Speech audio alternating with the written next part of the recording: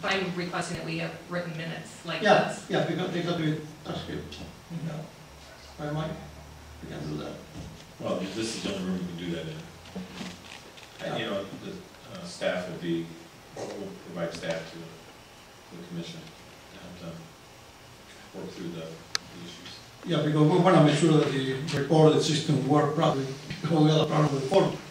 We were here and the recorded system did not work. So Clyde? that's sufficient to turn over to the school commission. And I thank you. Thank you. Need a motion on it, or that's just automatic? It's not mine. Just a motion to refer to the school. Just receive, I'm file, okay. and refer. Did we have a motion? You make that motion, sir? Refer to the school commission. Second. Motion by Mr. Allen, second by Ms. Yost. Those in favor? Aye. Aye. Opposed? So carries. That moves us on to, we've already discussed item B and C, to item D. Receive the planning commission recommendation and consider ordinance 08-1-22 for a zoning map amendment to rezone field delineated wetlands. Gene?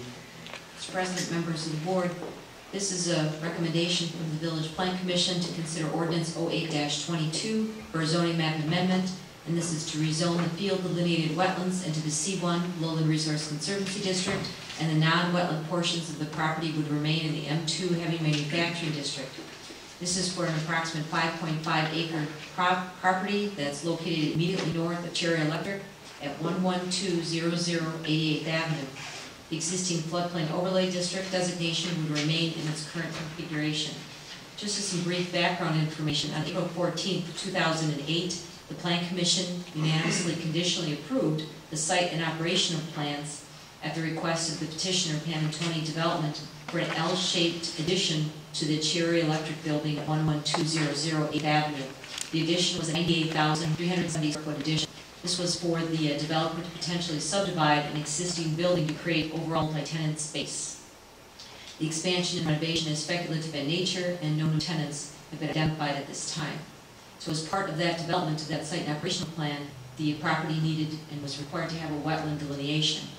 A wetland delineation was completed on the property, and 14,236 square feet, which would be at the very northwest corner of the site, was identified as wetland by Dave Meyer Wetland and Waterway Consulting, LLC, on August 25th, 2004. It's now been proposed to be rezoned from M2 to C1. All existing floodplain will remain the same. The petitioner and the Village Plan Commission and the staff are recommending approval of this zoning map amendment to reflect the field delineated wetlands as shown. Move approval of 822. I'm going to second that. Motion by Steve, second. Motion by Mike, second by Steve. Any further discussion on this item? Well, when discussed at the planning commission. Hearing no further discussion, those in favor?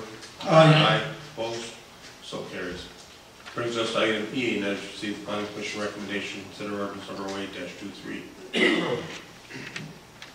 Mr. President, members of the board, this is Plan Commission recommendation to consider ordinance 08-23 for a zoning text amendment, and this is to amend section 420-118K4 and section 420-121J3 of the village zoning ordinance related to operational standards in the B1 Neighborhood Business District and B4 Freeway Service Business District, respectively.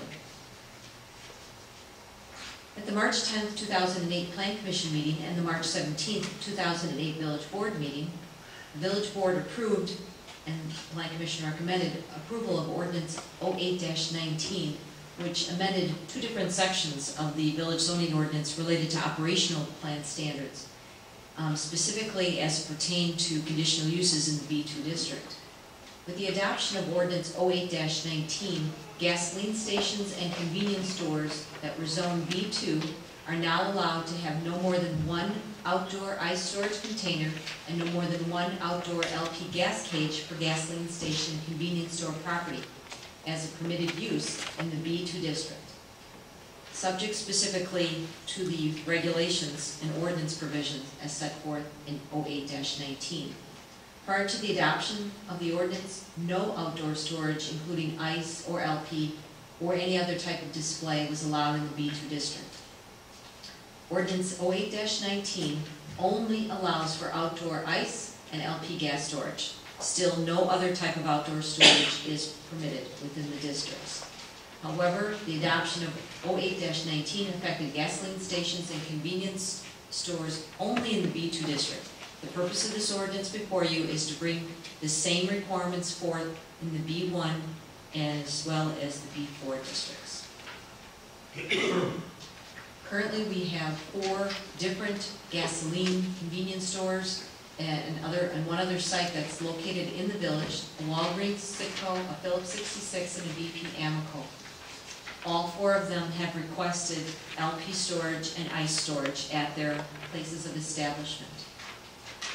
These 4 uses are identified as being within the B4 district, and so this amendment would carry through so that they would be allowed, again, to have the 1 ice and 1 LP storage.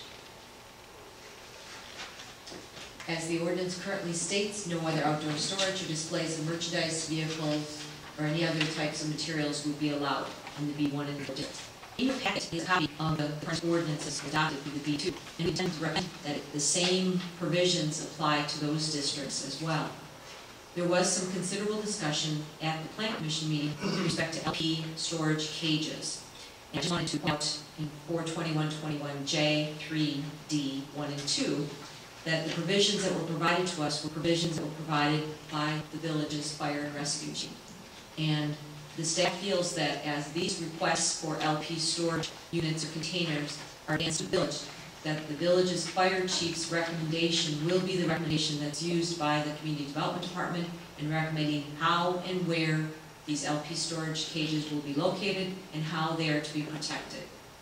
And again, the 2 different points that are set forth in the ordinance. Number 1, the LP storage cages shall be in compliance with the most current edition of the National Fire Protection Association FPA Standard 58 Liquefied Petroleum Gas Code.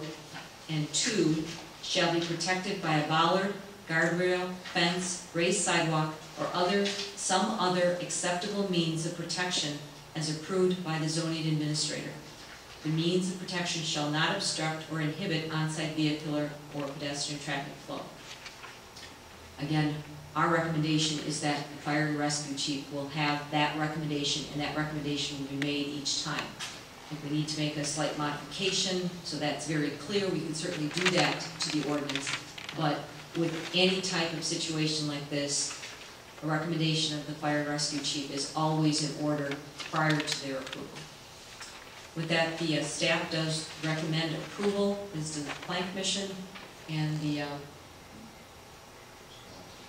was here, and it was with, I spoke with him today, and that was his recommendation again, that he is best equipped to be able to review this information, compare this, and compare it with the codes.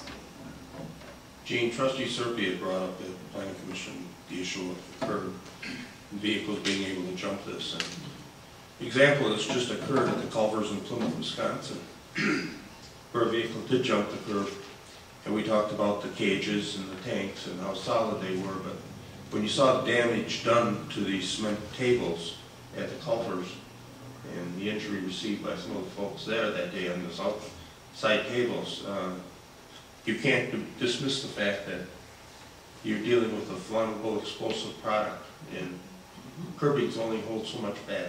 So I'm not sure where we had left that one in the Planning Commission. Mike, do you have that? Okay. The March 17th meeting, I did have 2 objections to the ordinance. One was resolved. The first one was the raised sidewalk. I did not think was sufficiently safety. I'd rather err on the side of safety.